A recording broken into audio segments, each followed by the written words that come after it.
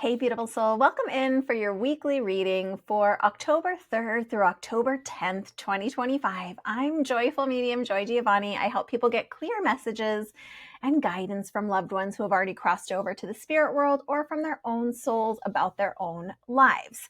Let's dive right in. This reading's a little bit interesting because, I usually pull 5 cards for our energy check, potentials, and what we need to know for the week. And these cards kind of came out two together, and then one clarifier. So this is a little different the way I'm going to read this. These first 2 cards that I want to look at with you are this 2 of Pentacles and this 4 of Swords. Now, 2 of Pentacles on its own often means this feeling of juggling lots of things in our earthly life, right? So it could be that you are wrapping up one project and something else is starting. It could be that you're transitioning in one area of your life and moving in another area of your life. So as you look at her with these 2 Pentacles and this loop, it's just a juggling feeling.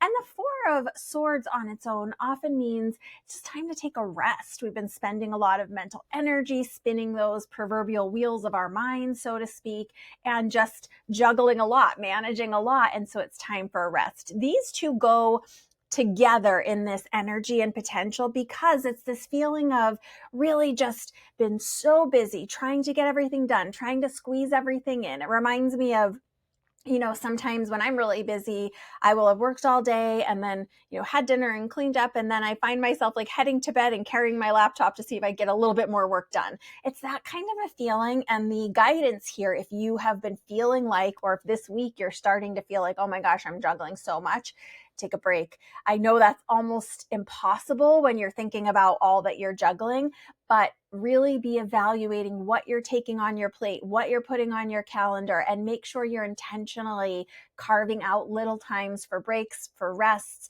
This could even mean like making sure that you're getting your lunch break and your 15-minute break at work, if that makes sense for you in your life, but just making sure that you're not so overscheduled and so over juggling that it opens you up to be able to, make careless mistakes, get a careless injury. I once broke my foot from slipping off a curb on a sidewalk. So it's that type of energy. So the inclination is to push harder, right? But the guidance is to make sure that we're getting some rest, taking a break, making sure that we're trying to find some version of ebb and flow or balance or whatever word you like in there.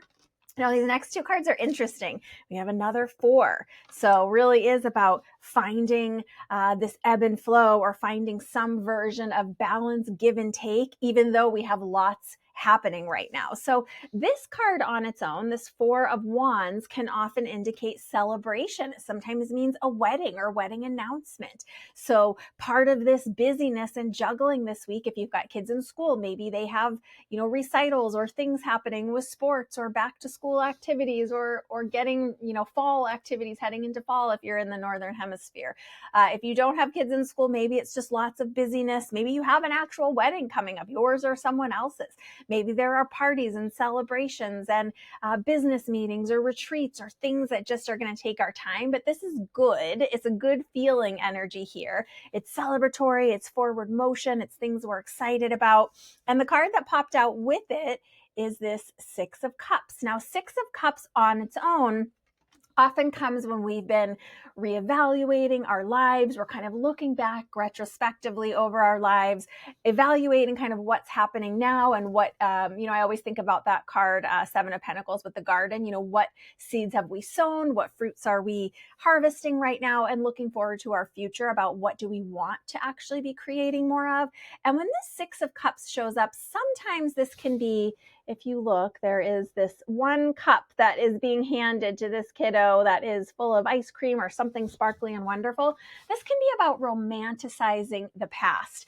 And I love it with this celebration card because sometimes, even if we are excited for someone who's celebrating or we're happy for a birthday or a party or a retreat or an event or a wedding, we still can get a little bit nostalgic, a little bit reminiscent of our past, of looking at the choices that we've made, what worked out and what didn't. And this 6 of Cups is here to tell you this week, do not romanticize the past. Be honest about what happened, what was and what wasn't. But, sometimes we can really look at our past with such rose-colored glasses and want to remember things, oh, back when, the way it was, maybe you felt that or heard that yourself. But oftentimes we are only remembering some of what has happened, and we won't always remember how hard things were, even though, yeah, it was lovely to be able to play in the streets till the street lights came on. Also, some terrible things happened, and that was really hard. And it was hard to just kind of be free range kids on our own. So make sure that if whatever is coming up as celebratory, as exciting as gatherings this week, make sure that while you're evaluating and even feeling nostalgic, that you're being honest and just not romanticizing the past entirely, and also evaluating for what might you want to be creating more of going forward. Now, this final card, I don't hate this card, but I know some of you do. This is the Death card. And again, this doesn't have to mean a literal death. This can mean a falling away. Something, we in the Northern Hemisphere are tipping into the fall season now. So just like the leaves on the trees will become old and fall away, so that the tree can go into a dormant period in the winter and rest and rejuvenate in the spring, right? That's what this death really is about. Something that has run its course, its time is over, it's time to let go or step away, or perhaps this thing will just naturally fall away. But just know that those things falling away really are for the highest and greatest good of making something new for the future. And this is a major arcana or arcana card, which means that it's more about our overall grand scheme of things. And it can even be for us collectively. In 2025, especially in the US, and I know in lots of other countries as well, we've had some upheaval. We've had some craziness. It has been chaotic in this 9-year.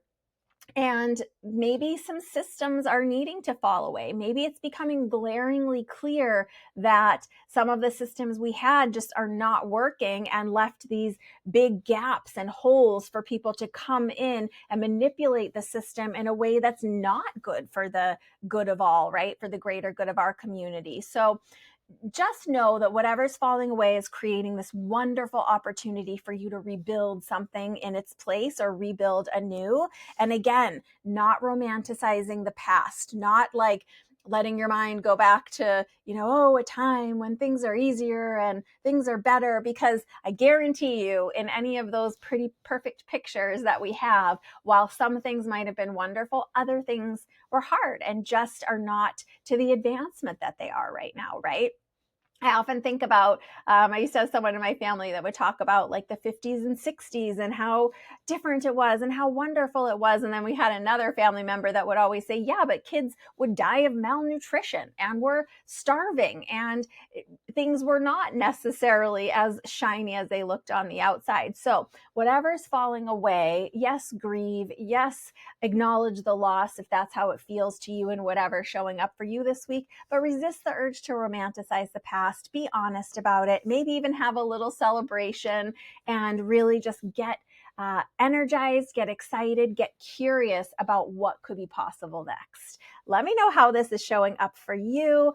Happy October. I love the month of October and I hope you do too. If you've not already checked out the Spirit Speakeasy podcast, I would love it if you did. You can find it wherever you listen to podcasts, or you can get it on my website, joyfulmedium.com, in the blog section. You can always also get it on my YouTube channel, my YouTube is Joy Giovanni Psychic Medium, and at Joyful Medium everywhere else. Big hugs, lots of love. Let's see how this week rolls out. Bye for now.